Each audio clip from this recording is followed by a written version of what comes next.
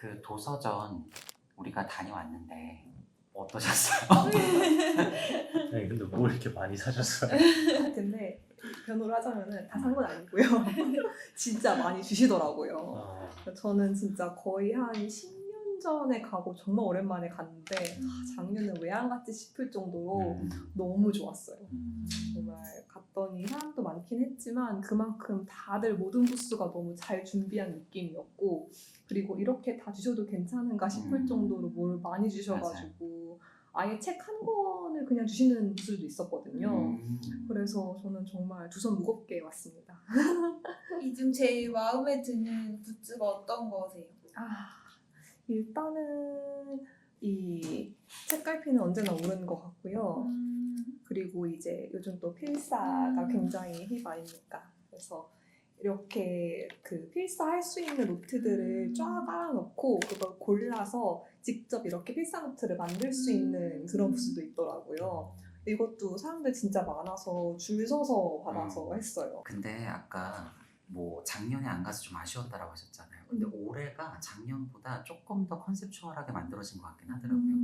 그러니까 민음사 웹사이트에 보니까 아카이브가 굉장히 잘 되어 있길래 연별로 어떤 식으로 준비했는지 좀 봤거든요. 근데 이번에 되게 민음사가 컨셉추얼하고 좋았잖아요. 그들이 만든 어쨌든 그 북클럽 커뮤니티에 대한 것들도 잘 반영돼 있었고. 근데 작년에는 좀 밋밋했어요. 그래서 제가 생각하는 올해에 사람들이 많이 올린 데에는 이유가 있지 않았나 그런 네. 생각도 좀 들고, 그래서 그거는 이제 앞으로 많이 가시면 네. 되지 않을까 아마 싶긴 했어요. 그 도서전의 컨셉을 좀 많이 탈 것 같다라는 느낌은 있었어요. 작년 같은 경우는 아예 컨셉이 후이눔이어서 후이눔 혹시 그 걸리버 여행기 보시면은 거기서 나오는 가장 그 지성체로 나오는 그 어떤 말 같은 종족의 이름이 후이눔인데, 이제 그거가 어떤 도서전의 컨셉으로 가져갔다는 거에서 아마 올해 접근하고는 굉장히 달랐던 것 같고, 근데 올해는 또 컨셉이 미들 구석이었잖아요. 그래서 조금 더 사람한테 위안이 되고 어떤 사람에게 일종의 피난처가 되는 의미로서의 책을 좀 더 주문했던 것 같아서, 맞아요. 그래서 올해가 조금 더 공감할 수 있을 만한 컨텐츠가 많이 있었던 도서전이 아닌가 싶었어요. 그래서 굿즈들도 더 많이 예뻤던 것 같고 그런 느낌이 들더라고요. 네. 그 외에 혹시 좀 소개해 주실 건 없어요? 예를 들면 제 눈은 계속 요 토마토와 계란과, 그리고 우리가 뭐 브랜드 얘기할 때마다 얘기하지만 그들의 브랜드, 명징한 브랜드 에셋의 형태가 이렇게 보이는, 저는 되게 좋았거든요. 너무나 사실 그 출판사의 색깔이 약간 덜 드러나는 건 좀 아쉽긴 했는데 이게 어디랑 했죠? 다산이랑 했었죠. 근데 되게 이 오뚜기라는 브랜드가 많이 드러나가지고 저는 되게 좋았던 건데, 그들의 색깔, 메뉴, 그 다음에 그 맛과, 여기도 나오네요. 대표 메뉴랑 같이 엮어가지고 여기 보면은 글귀랑 대표 메뉴들을 이렇게 섞어놨거든요. 그리고 이 모든 게 정말 그 브랜드 에셋들을 영리하게 잘 써놔서 이 오뚜기의 쉐입이라든지 색상이라든지 그 다음 대표 메뉴라든지 그런 것들을 되게 영리하게 잘 배치해서 좀 공부하기 좋았던 것 같긴 해요. 그거 외에 좀 개인적으로 마음에 드는 것도 있긴 하겠지만 시니어님께서 요건 전리품으로서 정말 내가 당당히 따낸 것이다, 뭐 그런 것도 있을까요?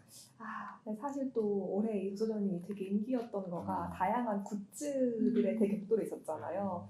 사실 저는 개인적으로 처음에 여기 오기 전에는 위시리스트 가장 1순위에 창비가 만든 그 책적봉이 있었어요. 그래서 응원봉의 형태로 돼 있는데 이제 책이 써 있는, 맞아요. 그래서 나는 책의 어떤 팬덤이다라는 걸 보여줄 수 있는 그런 거였는데, 이제 막상 가서 또 보니까 또 가격대가 맞아요. 거의 책 한 권과 유사한 가격대다 보니 이 돈으로 책을 사는 게 낫지 않을까 싶어서 저는 약간 포기를 하긴 했거든요. 근데 거의 저희가 첫날에 갔었죠. 근데 첫날 한 오픈하고 2시간 만에 완판되는 걸 봐서 인기가 정말 어마어마하구나를 느꼈습니다. 그래서 뭔가 인기 있는 굿즈를 막 전리품으로 가져오진 않았지만 그래도 좀 사고 싶었던 것들은 다 많이 사온 것 같아요. 리미티드 에디션들로. 혹시 여기 돌아다니면서 이 출판사 혹은 요런 책 몰랐는데 좀 신선했다 그런 건 없으셨어요? 저는 좀 특이했던 거는 이게 예스24에서 만든 책갈피인데 그게 이제 그냥 책갈피가 아니라 향기 책갈피인 거예요. 근데 이 예스24가 향기 마케팅을 하는 데 있어서 뭐 예를 들면 위대한 개츠비 향, 뭐 이런 월든 향 이런 식으로 각각의 그 유명한 문학책마다 이렇게 향을 개발을 했더라고요. 그래서 이것도 되게 재밌었고, 그리고 문학동네에서 히녹하고 같이 콜라보를 해가지고 그 향수를 만들어서 나눠주더라고요. 그래서 저는 되게 향기를 좋아하는 편인데 이제 향수로 그렇게 유혹을 하니까 책을 안 살 수가 없는 거예요. 그래서 사실 꼭 도서전에서 책을 사겠다는 마음은 없었는데 오히려 저는 반대로 그 향수를 준다니까 굳이 책을 하나를 골라서 산 거예요. 그래서 그런지 문학동네 줄이 엄청 길더라고요. 이 질문을 사실 했던 게 저희가 또 다른 그 조사 활동하면서 안국 근처에 있는 오이뮤라는 데를 갔었잖아요. 여기도 이번에도 오이뮤 부스가 있었는데 제가 지금 정확하게는 기억을 못하지만 오이뮤에서도 뭐 북디자인을 했던 작업들 중에서 뭐 수상이 있었나 봐요. 그래서 줄이 굉장히 길었거든요. 그래서 저는 아유 굿즈 파나 보다 난 저번에 갔다라고 해서 안 들어갔는데 저는 그게 좀 아쉬웠어요. 아마 좀 뭔가 되게 좋은 게 있었나 봐요. 그러면은 또 매니저님은 사실 스타일에 관심이 많으신데 가서 뭔가 좀 그쪽의 아이템은 산 거 없어요. 왜냐면 되게 많았잖아요. 티셔츠도 있고.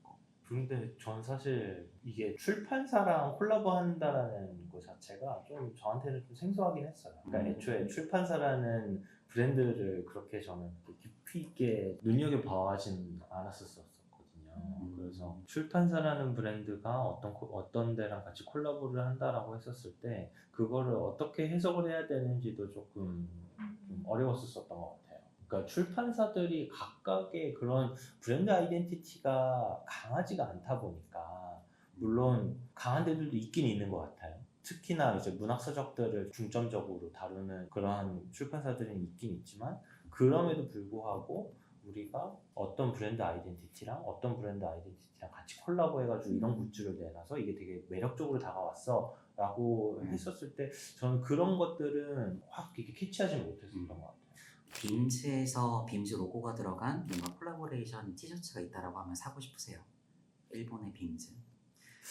사실 잘 모르겠어요. 잘 모르겠어요. 그렇구나. 이게 왜냐하면 또 제가 도서전을 연결해서 얘기하고 싶었던 게 얼마 전에 그 치타야 팝업 있었던 거 아시죠? 그때 기사 나온 것들 보니까 대부분이 치타야라고 하는 서점이 한국에 와서 팝업을 한데 근데 뭐 파는지 보니까 옷을 파네, 티셔츠를 파네, 그다음에 에코백을 파네, 약간 그런 얘기들을 계속 하더라고요. 그래서 이미 뭐 그들이 라이프 스타일 브랜드로 잘 알려져 있긴 하지만 가장 대표적인 상품을 PR에서 티셔츠로 얘기하는 건 전 좀 재밌었거든요.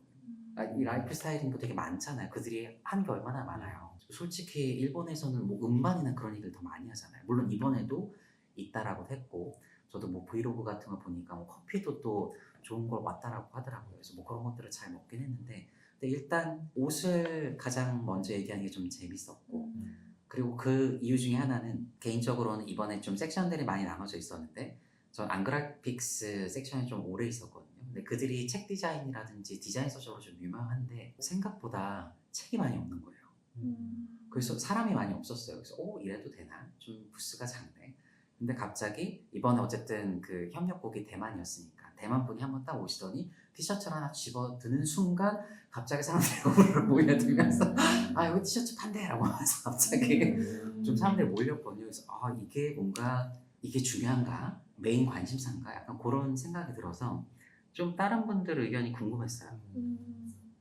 네, 오히려 저는 뭔가 기존에 책 덕후이셨던 분들의 입장에서 좀 아쉬울 수도 있을 것 같은 게 그런 티셔츠 같은 게 어떻게 보면 기존의 책 덕후들을 위해서 나왔던 거라고 생각을 하는데 오히려 그 주객이 전도된 느낌인 거예요. 그래서 제가 일본의 츠타야 서점에 갔을 때도 되게 감명 깊게 봤던 게 이런 책도 파는구나 라는 게 되게 신기했었거든요. 예를 들면 뭐 자동차 섹션이 있다고 했을 때 기존에 뭐 자동차 관련된 잡지나 이런 것만 파는 게 아니라 저도 구매를 했던 책 중에 하나가 Why We Love Volkswagen이었나? 약간 그런 식으로 왜 사람들이 폭스바겐을 좋아하는지에 대한 그 역사를 쭉 읊은 책이 있는데 이런 관점에서도 책을 볼 수 있구나라는 생각에 되게 신기했었는데 그런 다양한 책들이 모여있는 되게 집합고 같았거든요. 그런데 그 와중에 이제 티셔츠도 팔고 이런 게 재밌었던 건데, 물론 저는 그 한남동에서 하는 스타야 팝업은 못 가보긴 했는데, 만약에 그런 티셔츠라든지 이런 거가 오히려 주가 된 거라면 그건 좀 아쉬울 것 같기는 했어요. 되게 좋은 소재를 얘기를 해주신 것 같아요. 이번에 또 팬덤? 책을 원래 좋아하던 사람들이 소외됐을 수도 있다라는 얘기를 해주셨잖아요. 근데 커뮤니티 관점에서는 얘기할 수 있는 거리들이 이번에 좀 많지 않았나요? 오히려 그리고 책을 원래 좋아하시던 분들도 공감할 수 있을 만한 요소들이 있긴 있었던 것 같거든요. 근데 그럼에도 불구하고 또 뉴비들을 위한 것들도 많이 준비됐다. 그것도 특징이었던 것 같긴 해요. 사실 저는 약간 그냥 주변에 가시는 분들을 통해서 느끼기에 약간 두 부류의 분들이 가셨던 것 같아요. 하나는 정말 책을 좋아해서 가시는 분들과 하나는 약간 이 텍스트 힙이라고 하는 이 트렌드에 맞아요. 편승을 해서 이 트렌드를 즐기기 위해서든 아니면 이 트렌드를 배우기 위해서든 아니면 이 트렌드를 잡기 위한 모든 브랜드들의 각축전을 보기 위해서든 이 두 갈래로 많이 하셨던 것 같은데, 그러니까 뭔가 사람들이 책을 즐기는 방식이 뭐 어떤 게 옳고 어떤 게 그르다라는 거를 이야기하기에 앞서서 그냥 이번 이 도서전의 컨셉 자체가 뭔가 그런 것들을 충분히 용인하고 모두가 즐길 수 있도록 판을 깔아주는 곳이었다라고 느낌이 들었었거든요.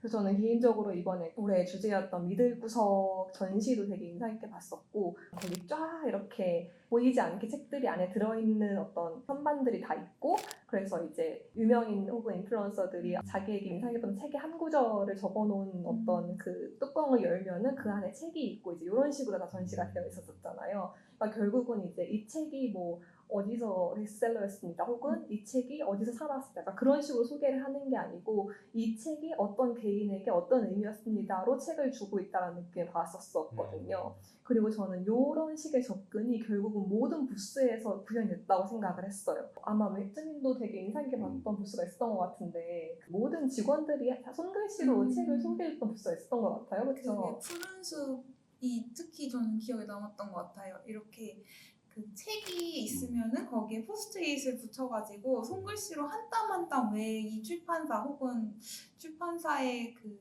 직원분들이 이 책을 여기에 선보이게 됐는지를 적어주신 거예요. 그래서 어떻게 보면 서점에 갔을 땐 그냥 많은 책 중 하나일 텐데 오히려 그렇게 적어주시니까 되게 소중하게 가져오신 그런 느낌이 들더라고요. 예전에 도서전은 제가 기억하기로는 진짜 팬덤 중심이었거든요. 그래서 킬러 콘텐츠 혹은 키 IP가 되는 만화가 됐든 아니면 해리포터 같은, 이번에는 해리포터가 있긴 했지만 보통 그런 킬러 콘텐츠를 딱 보여주고 팬덤 모여라 하는 게 되게 많았는데 그 비중이 되게 적고 신현님이 얘기해 주셨던 것처럼 굉장히 좀 개별화된 추천을 하는 것들이 좀 많아졌다. 그리고 그거 외에다가 가챠 같은 거 있잖아요. 그냥 내가 책에 대해서 잘 모르는데 그냥 선택할 수 있게끔 블라인드북 같은 것들도 이번에 좀 많았던 것 같아요. 그래서 저는 그 시도들이 되게 신기했어요. 왜냐하면 가챠 그 뽑기 머신 같은 게 곳곳에 있는 거예요. 정말 소형 부스에도 있고 큰 부스에도 있고, 큰 부스는 큰 부스대로 뭐 색깔을 기준으로 선택할 수 있게끔 해주는 곳도 있었던 것 같고, 생일이나 날짜 기준으로도 추천해 주셨던 곳들이 있었던 것 같고, 뭔가 내가 어떤 식으로 책을 선택해야 되는지 막막한 사람들한테 좀 쉽게 책을 선택할 수 있게 도와주는, 우리가 팝업 같은 거 디자인할 때 많은 사람들을 최대한 호객해야 되는 그 설계가 많이 돼 있어서 좀 신기했어요. 왜냐면 이건 돈 내고 찾아오는 곳인데 그런 게 굉장히 신기했던 것 같아요. 아마 그런 것들이 뭔가 도서전의 이런 붐업된 열기를 경험하러 오신 그런 뉴비들이 조금 더 세계에 좀 쉽게 들어갈 수 있게 해주는 그런 입구 같은 게 되지 않았을까 싶기는 했어요.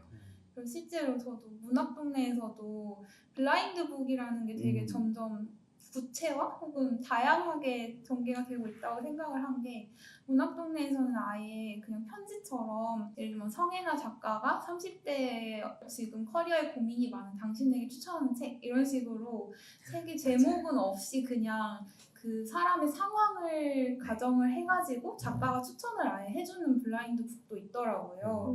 그런 것들을 보면서 이제 오히려 지금 책을 시작하고 싶은 사람들이 왔을 때는 뭔가 책 하나 사기 정말 좋은 구조다? 라는 생각을 하긴 했던 것 같아요. 그 접점이 되게 영리했던 것 같아요. 그러니까 작가를 아는 사람들한테는 약간 좀 팬덤 소비를 불러일으키면서 내 상황도 연상시키게 하니까 또 그 상황에 맞는 사람들의 책도 가져갈 수 있게끔 하고, 그리고 이번에 그렇게 작가와의 그 별도 만남을 주선했던 그 출판사들이 많이 있어서 좀 그런 것도 좀 신기했어요. 왜냐면 작가들을 보니까 출판사의 성향들이 확실히 보이더라고요. 매니저님은 그 출판사들에 대해서 어떻게 생각하세요? 원래 좀 브랜드라든지 뭐 그런 쪽에 관심 많으시잖아요. 저는 여전히 사실 작가와의 콜라보 같은 경우도 되게 너무 소수를 타겟팅한 거 아닌가라는 생각이 좀 들긴 하더라고요.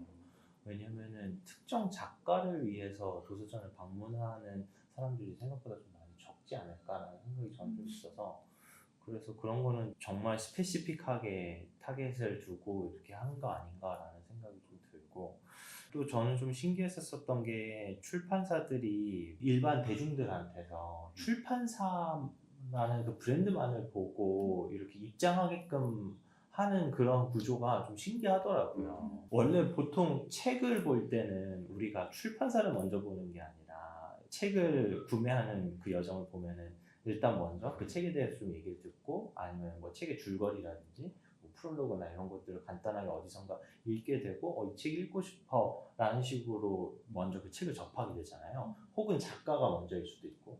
근데 출판사를 먼저 보고 그 책을 들여다보는 그런 구조는 또 되게 좀 신기했었어요. 그래서 그런 관점에서는 출판사들이 조금 더 브랜딩이 더 잘 되면, 그러면은 아예 사람들이 이런 출판사에서는 이런 서적, 이런 실용 서적은 진짜 잘 만들어 라고 했었을 때 그 책과 그 출판사를 많이 좀 찾을 수도 있겠다.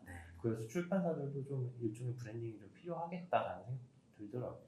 당일 도서전 때 매니저님이 얘기해 주셨던 것 중에서 책에 구매하는 여정들이 좀 바뀐 것 같다. 예를 들면은 매대, 뭐 몬고 내에서의 매대에 놓여 있는 그 어떤 배열이라든지 큐레이션을 보고 보통은 책을 고르시는데 이번에는 좀 거기에 대한 생각이 바뀌신 것 같다는 얘기를 주셨던 것 같아요. 맞아요. 일종의 좀 회의적인 얘기이긴 한데 결국에는 책도 매체비인가? 라는 생각도 들더라고요. 그러니까, 틀린 얘기는 아닌 것 같습니다. 물론 너무 책이라는 그 지적 재산에 대해서 좀 편견을 가지고 어프로치하는 걸 수도 있지만, 뭔가 진짜 내용적으로 접근을 해가지고 사람들한테 좋은 지식을 공유를 하겠어라는 게 가장 저는 베스트라고 생각을 하거든요. 근데 그런 게 아니라 이제 교보문고를 방문했을 때랑 세계도서전을 방문했을 때랑 차이점이 뭐였냐면은, 교보문고는 베스트셀러 매대가 있고 베스트셀러 매대가 아니더라도 저희가 어떤 영역의 책을 읽고 싶어가지고 그 섹션을 방문을 하게 되면은, 그러면 사실 그 책에 놓여져 있는 그 큐레이션 되어 있는 게 사실 다 매체비잖아요. 그게 다 광고비로 운영이 되는 건데, 근데 그렇다 보니까 특정 책들이 눈에 잘 들어왔단 말이죠. 근데 그런 게 완전히 싹 사라지고 이제 도서전을 가니까 어떤 책을 골라야 될지를 모르겠는 거예요. 어떤 책이 좋은 책이고, 그리고 어떤 책이 나한테 크게 도움이 되고, 어떤 책이 사람들한테 많이 읽히고 있는지 그런 거를 모르니까 어떤 책을 골라야 될지 되게 막막했어요. 그래서 또 이제 책을 또 직접 찾아봤거든요. 거기 이제 검색대에 가가지고. 근데 검색대에 또 찾아보니까 정말 브로드하게 나는 이런 거와 관련된 책을 읽고 싶어, 저널리즘과 관련된 책을 읽고 싶어 해가지고 저널리즘을 치면은 이론 중심의 서적들이 나오고 이러니까 또 쉽게 읽을 수 있을 만한 또 책은 아니더라고요. 그래서 약간 느꼈었던 게 책도 결국에는 광고비인가 이런 생각도 좀 들었어요. 재미있는 인사이트네요. 이 부분에 대해서는 신의원님이 다른 생각을 많이 주실 수 있을 것 같은데, 민음사 TV에 맞습니다. 민음사 TV를 거의 다 보고 있고 복습도 하고 있는데. 그리고 민음사 부스도 사실, 왜냐면 신의원님 그런 얘기를 되게 열성적이게 당연히 해주셨잖아요. 이번 부스가 너무 잘 꾸려진 것 같다.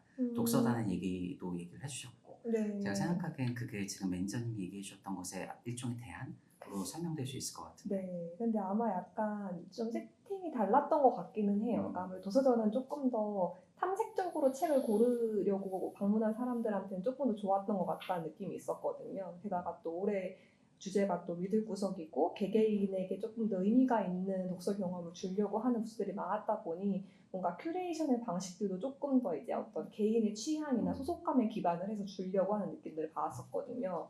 그래서 이번에 방문 전에 그 작년에 방문했던 사람분들의 어떤 그런 브이로그 같은 거 보면서 이제 꿀팁 같은 걸 봤었을 때 대형 서점부터 먼저 가라라는 얘기를 보고 제일 큰 데부터 돌았는데, 일단 민은사가 되게 좋았던 거는 이번에 컨셉이 상상 독서단이었었어요. 그래서 이제 거기에 방문 전에 온라인에서도 할 수 있는 일종의 그 독서 MBTI 같은 퀴즈가 있어서 이제 그거를 참여를 했었거든요. 내가 어떤 독서단인지를 다 해주는 거예요. 그래서 저 같은 경우는 이제 완독 운동 공부가 나왔었고요. 그리고 두 번째 했을 때는 극실용주의 독서단이라고 해서 실용적인 책만 읽겠어 약간 이런 독서단도 있었고, 근데 이것만 있는 게 아니라 뭐 병렬 독서단 아니면은 뭐 출판계 빛과 소금이라고 해서 다 끝까지 못 읽더라도 일단은 열심히 사시는 분들을 이제 또 지칭하는 그룹도 있었고, 나는 어떤 독서 습관을 갖고 있어라는 걸 좀 재미있게 표현할 만한 거리들을 되게 많이 만들어 주셨더라고요. 그리고 또 저희 요즘 다 이런 MBTI 이런 거 너무 좋아하니 퍼스널 표현 다 너무 좋아하니까 이제 그런 것들을 또 표현할 수 있는 도구로서 굿즈를 또 판매를 하고 있었어서 내가 나온 독서단에 해당하는 키링을 걸 수 있도록 다 판매를 하고 있었고, 구경만 하러 다가가기 힘들 정도로 굉장히 사람이 많았었어요.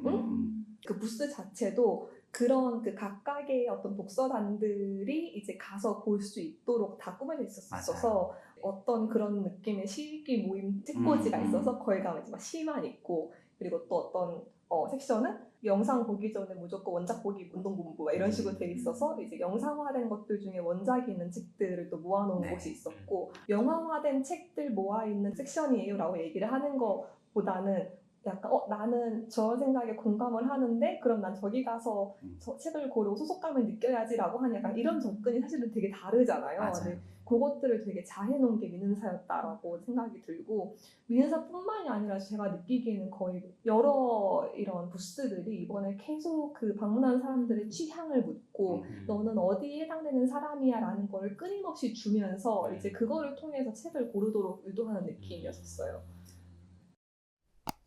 이게 약간 우리가 논의할 수 있을 만한 좋은 주제인 텍스트 힙, 정확히 말하면은 지금 우리나라 젠지들이 공유하고 있는 이 독서, 읽는 경험에 대한 좋아함의 특성들이 또 주제가 될 수 있을 것 같거든요. 왜냐하면 거기에 공유감이 있더라고요. 소속감. 단순히 자기를 표현하는 정체성의 대변자 수준으로 책을 쓴다라는 얘기도 있고, 근데 소속감을 굉장히 중요한 또 핵심으로 보기도 하더라고요. 전 그게 조금 재밌었거든요. 어떻게 생각하세요?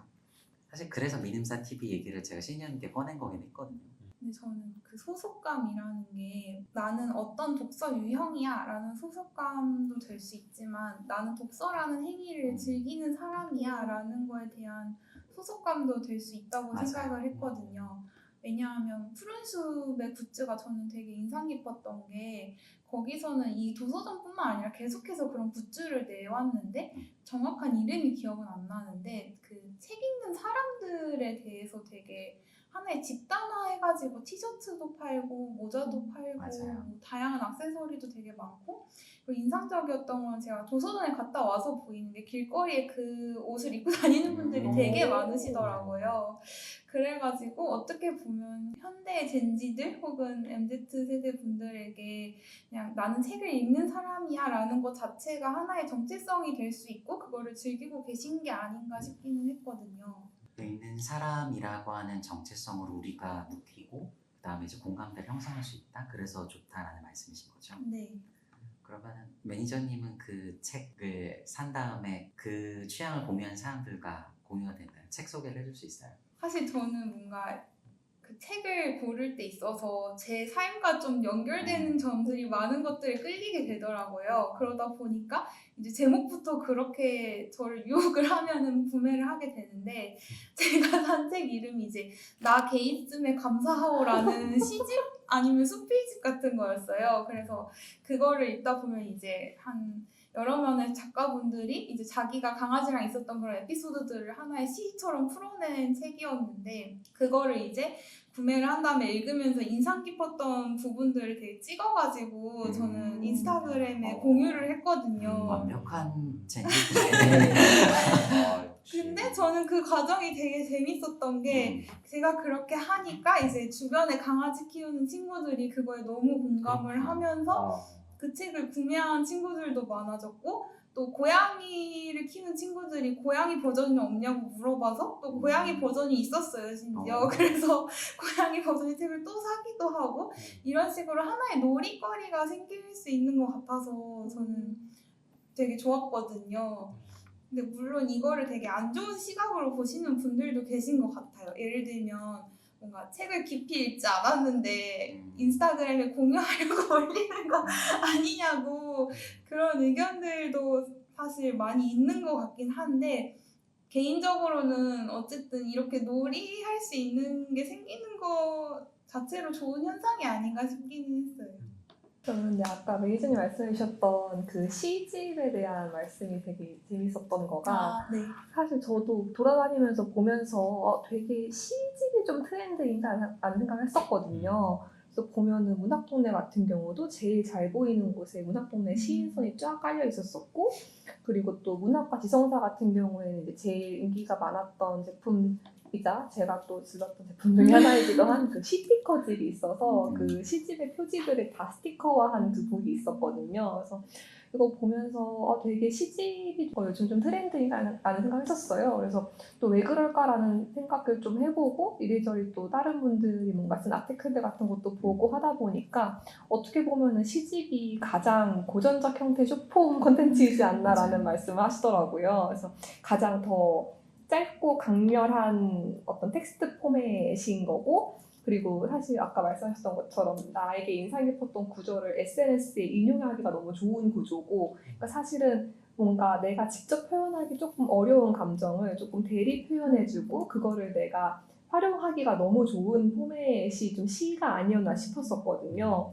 그래서 또 이번 도서전에서 또 되게 잘 맞는 주제이자 장르가 아니었나 싶기도 했었어요. 실제로 인스타그램에 요즘에 시집사라고 그 시만 올리는 계정이 있는데 그게 팔로워가 너무 많아지고 인기를 얻으면서 막 그 시집사 인형도 나오고 팝업도 하고 막 그러거든요. 그래서 확실히 요즘에 쇼폼이 뜨면서 시가 같이 뜨고 있는 건 맞는 것 같아요.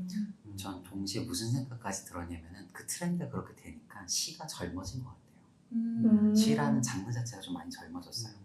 그 도서전에서도 보면 시집의 주제도 되게 다양해진 게 빵에 대한 시도 있고 맞아요. 뭐 강아지에 대한 시도 있고 그리고 자기의 뭐 아침에 대한 시도 있고 이렇게 되게 다양해진 거예요. 그래서 저 입학할 때까지만 해도 제가 시집을 사도 그때 산 게 진짜 윤동주 시집 약간 이런 것들이었거든요. 근데 지금 책장에 제가 꽂은 시집이랑 비교하면 확실히 젊어진 게 맞는 것 같아요. 감성도 그렇고. 그러네요. 얘기하다 보니까 장르들도 많이 바뀌고 있는 것 같긴 하네요.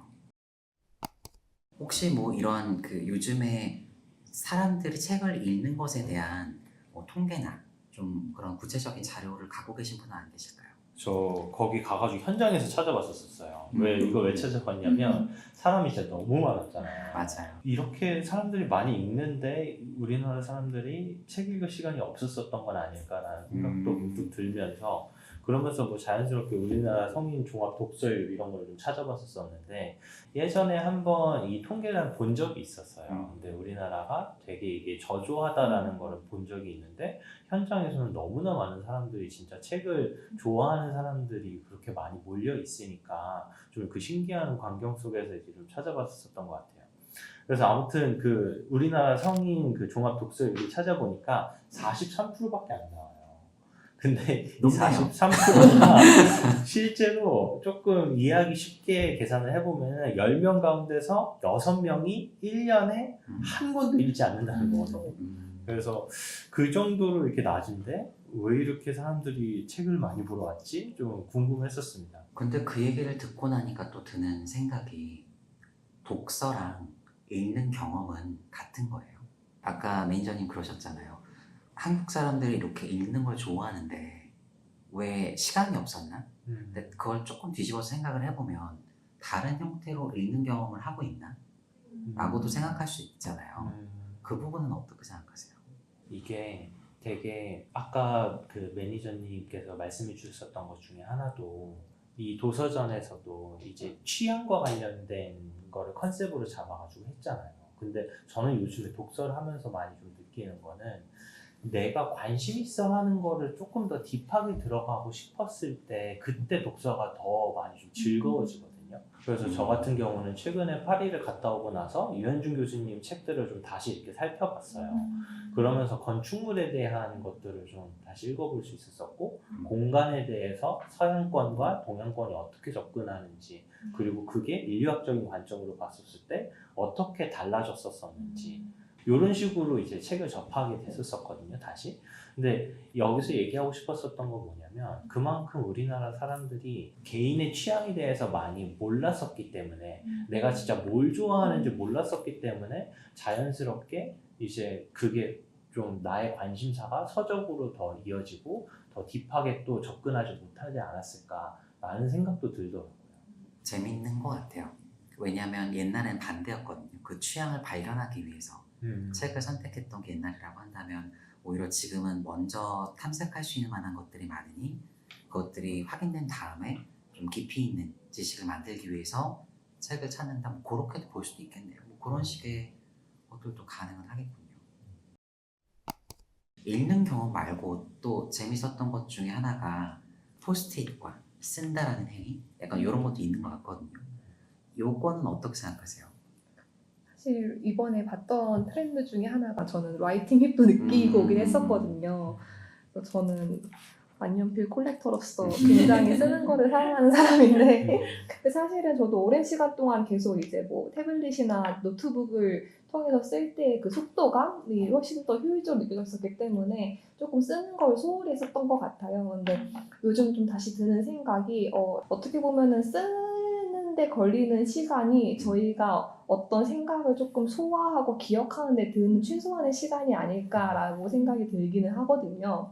그래서 이번에 사실 아까 보여드렸던 이제 요런 그 필사 관련된 굿즈 같은 것들을 뭐 무료로 주시기도 하셨고, 그리고 이제 민은사 같은 경우에는 판매했던 굿즈 중에 그 만년필 잉크가 또 있었었어요. 잉크가 있었어요. 네, 그래서 이제 출판을 하고 있는 책의 어떤 그런 느낌과 무드를 살린 컬러의 잉크를 또 굿즈로 팔았었거든요. 그래서 이제 그런 것들이 다 어떻게 보면 쓰는 사람들이 좀 많다라는 것들을 좀 반증하는 것 같은데, 저는 되게 앞서서 말씀드렸던 거랑 약간 같은 맥락에서 어떻게 보면은 그 쓴다라는 행위가 어떻게 보면 되게 의도적으로 저속행위를 하는 거잖아요. 그러니까 그런 의도적인 저속을 통해서 가장 내가 자연스럽고 편안하게 느끼는 어떤 감정의 속도와 이해의 속도로 돌아와서 이 내가 지금 감명 깊다라고 인지하고 판단했던 어떤 문장을 온전히 내 것으로 만드는 일종의 좀 리추얼인 거죠. 이제 그런 것들을 즐기고 거기서 위로를 얻는 소비자들이 좀 많아지고 있는 게 아닌가, 이런 생각을 했던 것 같아요. 시니어님 개인은 어때요? 아까 뭐 사고를 천천히 만들기 때문에 뭔가 조금 더 곱씹을 수도 있고 다른 식으로 생각을 만들 수 있다라는 얘기도 했지만, 혹시 이 쓴다라는 감각 자체에서도 뭔가 느끼시는 건 없어요? 쓴다라는 감각. 근데 그냥 되게 뭐 약간 의학적으로 증명되는지는 모르겠지만 이제 막 운동하고 나서 바로 공부하면은 되게 세포 활성화돼 있어서 더 기억이 잘 된다, 약간 이런 것도 있었었고, 약간 비슷한 맥락에서 손으로 직접 쓸 경우에 더 기억에도 오래 남고 그 감각 자체가 기억이 된다라는 것들도 많이 들었던 적이 있어서 약간 좀 거기에 기대서 좀 저는 기억을 하고 싶은 거는 특히나 손으로 쓰려고 하는 것 같긴 했었어요. 이거를 여쭤봤던 이유가 제가 요새 읽고 있는 책이 두 개가 있는데, 하나는 크리스틴 로제님의 경험의 멸종, 요즘에 좀 북리뷰 되게 많이 하시더라고요. 그게 있고, 두 번째는 제가 갖고 왔던 리처드 세넷이라고 하는 사회학자의 장인, 그러니까 크래프트맨십이라고 하는 책이거든요. 근데 이 분이 아까 말씀드렸던 경험의 멸종에도 언급이 돼요. 근데 경험의 멸종의 책이 저는 요즘에 약간 읽는 경험에 대한 트렌드와 연결이 있다고 생각하는 게, 그쪽에서 중심적으로 얘기하는 내용은 디지털 매체들이 우리 일상 속에 굉장히 많이 들어왔기 때문에 직접 경험이 희석되고, 예를 들면 신체적으로 느낄 수 있는 것들, 감각적으로 할 수 있는 것들, 그 다음에 행위를 통해서 할 수 있을 만한 어떤 정보들의 축적적인 경험이 없어지기 때문에 경험이 좀 얕아진대요. 근데 그게 되게 많은 곳에 영향을 주더라고요. 그 중에 하나가 좀 의외의 것이 기다리는 것을 못한대요. 그러니까 지루한 것들을 참는 그 능력이 좀 떨어진다라고 하더라고요. 뭐 그거에 대해서는 뭐 저는 비효율적인 것들을 참지 못하도록, 왜냐면 디지털은 굉장히 합리적이고 효율적이니까. 그리고 감정적인 부분에 있어서도 실패에 대한 요인이 약간 좀 낮아지는 것 같아요. 왜냐하면 디지털적인 맥락에서는 메시지를 보낸다라고 한다면 내가 수정해서 보낼 수 있잖아요. 실시간적으로 내가 이렇게 얘기하면서 이제 주고받을 수 있을 만한 그런 맥락적인 경험들이 좀 떨어진다라고 해요. 근데 쓴다라는 게 그런 거랑 연결이 좀 큰 것 같아요. 쓰면서 내가 틀리기도 하고 적기도 하고 생각이 바뀌기도 하고 그 과정이 사실 저희가 영상을 보거나 할 때는 잘 안 되거든요. 그래서 그 얘기를 굉장히 많이 하고 있어서 이러한 쓴다라고 하는 라이팅 힙까지 발전하게 된 게 그냥 단순히 사람들이 멋스러워 보이고 싶어서 가는 게 아니라 그 이상으로 또 진화하고 있는 것 같다는 생각도 들긴 했어요. 그래서 좀 제가 이런 생각들을 챗GPT랑 같이 나눠봤는데 얘가 이렇게 되게 멋들어지게 해석을 해주는 거야. 손맛, 물성, 회기, 디지털 과부하 속 필사, 커스텀, 북커버 등을 손으로 쓰는 느린 과정이 쾌락이 되게끔 하는 리처드 스넷이 말했던 도구와 몸이 만나는 합일이 Z세대식 DIY 에스테릭으로 재현됐다. 그러니까 쉽게 얘기하면은 이 쾌락까지도 Z세대는 미감으로 스타일화 시킨다인 것 같아요. 이 물성적인 감각적인 경험이 중요하다는 것들을 직관적으로 이제 이들은 이해하고 있는 거고 그것들을 조금 더 쉽게 소비하기 위해서 미학적인 부분까지도 끌어올렸다. 그래서 뭐 리추얼도 하고 막 이러는 것 같거든요. 새로운 문화 트렌드가 나타나는 것들을 좀 옆에서 본다라는 느낌이랄까요. 그래서 그게 되게 좋았던 것 같아요. 전 신년이랑 팀장님 말씀을 들으면서 항상 느꼈던 게 쓰는 행위 자체가 사실은 어떤 목적을 위한 과정이라고 생각을 했었거든요. 예를 들면 뭐 수업을 필기를 하기 위해 쓴다. 아니면 일기를 기록하기 위해 쓴다. 아니면 이 책의 뭔가 중요 내용을 내가 까먹지 않기 위해 쓴다. 이런 게 있었는데 그러니까 어떻게 보면 보관의 용도가 되게 컸는데 이제 아이패드 같은 게 나오고 핸드폰 디지털 같은 것들이 발전이 되면서 그런 것들이 되게 비효율적이라고 느꼈던 것 같아요. 저도. 왜냐면 더 빨리 더 오래 보관할 수 있는 게 생겼고 심지어 저같이 잘 잃어버리는 사람한테는 그런 걸 애써 써놨는데 잊어버렸을 때 그 허탈감이 되게 컸거든요. 근데 신현님한테 그래서 진짜 개인적으로도 한번 여쭤봤었거든요. 왜 필사를 하시냐고. 근데 그 얘기를 듣고 나니까 그 쓰는 것 자체가 어떻게 보면 목적이 될 수가 있는 것 같은 거예요. 그래서 생각보다 매력적인 행위인 것 같다. 정말 저의 뇌피셜이지만 지금 두 분이 얘기했던 그 트렌드 사이에 있었던 게 지금 약간 지나가고 있지만 갓생살기였던 것 같아요. 그러니까 젊은 친구들이 어떻게든 나의 삶을 효율화하고 목적 중심적으로 빠른 성취를 가기 위해서 만들었던 게 갓생이었잖아요. 근데 그 갓생이 꽤나 많은 부분들이 쓰고 기록하고 특히 손으로 쓰는 리추얼이 되게 많았거든요.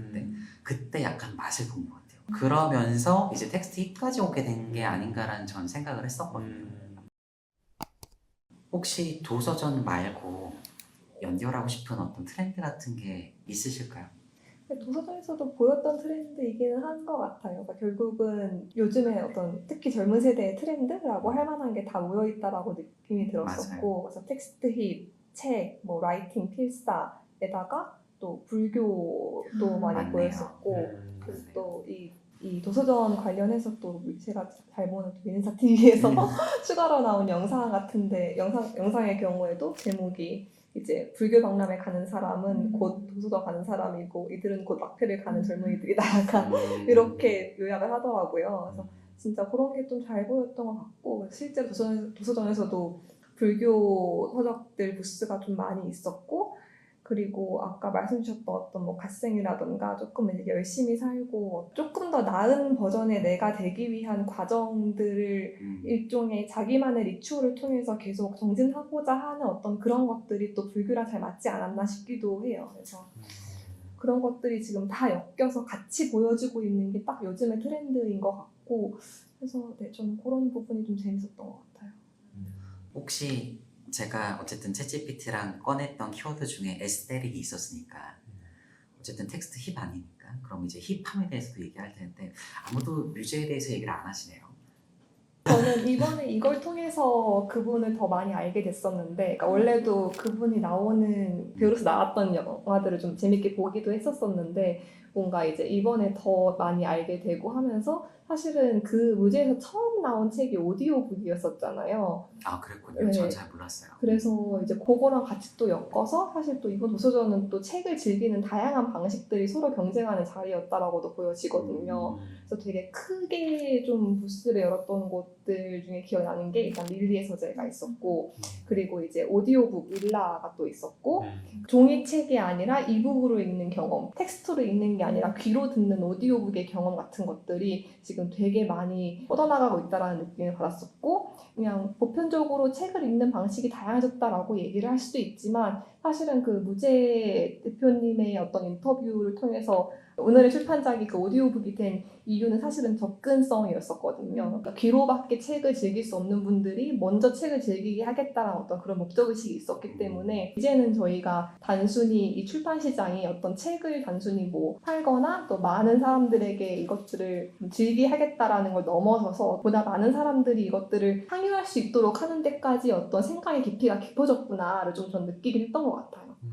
그리고 또 아까 매니저님이 얘기해 주셨던 책을 향으로 즐기는 방식, 잉크의 색상으로도 즐길 수 있는 방식, 되게 오감과 연결해서 책이라는 읽는 경험 확장하는 시도들이 많이 있었던 것 같아요. ES24였던 것 같은데 PT랑 연결해가지고 건강 체크, 독서 이말이. 독서 인반이 네 그거 막 옆에서 이렇게 보고 지나가다 보고 있는데 근데 그것도 사실 신체 감각과 연결하는 되게 좋은 시도였던 것 같아요. 건강함이라는 그런 특정 영역이랑도 연결할 수 있을 만한 방식이었던 것 같기도 하고 그랬습니다. 안에서 먹을 거 사신 분은 없어요? 굉장히 좀 많은 먹거리가 있긴 있었는데. 저는 커피만 마신 것 같은데. 커피 전문가시잖아요. 거기 안에도 커피 브랜드들이랑 같이 뭐 콜라보레이션 한다든지 그런 시도들이 좀 보였던 것 같은데. 맞아요. 아무래도 책이랑 커피는 좀 뺄래야 뺄 수 없는 서로 약간 상호 보완하는 그런 관계다 보니까 그래서 커피 브랜드들이 많이 콜라보를 좀 시도를 했었던 것 같아요. 그래서 원래 뭐 저희가 책을 읽을 때 카페 가서 책을 읽기도 하고 그리고 또 커피 마시면 자연스럽게 이제 카페인을 통해 가지고 좀 더 집중력이 높아지니까 책을 읽는 그 경험이 조금 더 몰입해가지고 읽을 수도 있고 하다 보니까 그래서 그런 거를 이제 타겟팅을 해가지고 그런 거를 좀 중점적으로 카페 브랜드들도 이제 들어와서 사람들한테 이제 책 읽는 경험 속에서 우리 브랜드를 인지시키겠다 이러한 의도를 가지고 많이 이렇게 콜라보를 했더라고요. 그래서 뭐 여기도 아마 그 제품이 있는 것 같은데 나무 사이로 라는 브랜드도 여기 와가지고 같이 콜라보를 했었던 것 같고 여기 나무 사이로라는 브랜드도 되게 로스터리도 같이 하는 그런 브랜드도 좀 유명하거든요. 광화문에 있지 않아요? 네, 광화문에도 있고 용인 그 고기리에도 있었었거든요. 지금도 있는지는 모르겠습니다. 그래서 카페 브랜드들이 되게 좀 많이 눈에 띄었었고 그리고 네, 저도 커피를 좋아하니까 커피를 진짜 많이 마셨었어요. 저는. 조금 이제 마무리를 슬슬 하면서 아까 주셨던 좋은 화두가 하나가 생각이 났는데 내년 도서전에 간다라고 한다면 요건 놓치기 싫다라는 게 있으면 각자 하나씩 좀 공유해 줄 수 있어요. 저는 만약에 내년에 가게 되면은 나한테 추천할 수 있을 만한 그 도서 목록 같은 거 뽑는 그 머신이 있더라고요. 그게 원래 초기 때부터 있었다라고 해요. 저 그래서 그거 뽑아가지고 친구들한테 자랑했더니 이런 거 나왔다. 근데 그거를 먼저 뽑아서 그 다음에 한번 이 책과 관련된 테마로 뭐 구경을 하는 식으로 해보고 싶어요. 그렇게 못 해봤던 게 조금 아쉬워요. 그거 맨 마지막에 뽑았거든요. 그게 너무 아쉽더라고요. 다른 분들은 어떠세요? 저는 내년에 간다면 사실 저는 도서전을 처음 가는 거여서 오히려 막 굿즈 아니면 팝업 막 이런 식으로 그분들이 준비한 것들을 약간 넘어가는 게 맞거든요. 근데 그러다 보니까 막상 원래 관심이 있었던 뭐 펭귄북스나 이런 되게 클래식한 그 출판사들을 되게 놓친 부분이 많더라고요. 그래가지고 이제 내년에 갈 때는 이제 이런 추세인 것도 알았으니까 기존에 내가 원래 관심 있었던 것들에 대한 점들도 챙기고 그리고 이런 트렌드 흐름도 좀 보고 하는 식으로 좀 하지 않을까 하는 생각입니다. 훌륭합니다. 저는 또 반대 목표를 가지고 있던 것 같아요. 그러니까 저는 오히려 처음에 딱 가자마자 제일 큰 데부터 다 돌고 큰 데에서 이미 다 책을 사고 말씀 주셨던 그 펭귄북스 가가지고서는 또 다 번들러 파시더라고요. 이런 거 다 사고 하다 보니까 오히려 이제 조금 작은 부스들을 돌 땐 좀 체력이 좀 부족했었거든요. 근데 사실은 오히려 진짜 저의 취향에 딱 맞는 정말 그 숨겨진 보물 같은 책들이 거기 있었을 수도 있는데 그걸 놓친 게 아닌가라는 아쉬움이 있어서 다음에 내년에 가게 되면 꼭 작은 부스도 놓치지 않겠다라는 목표가 있습니다. 그것도 좋은 것 같아요.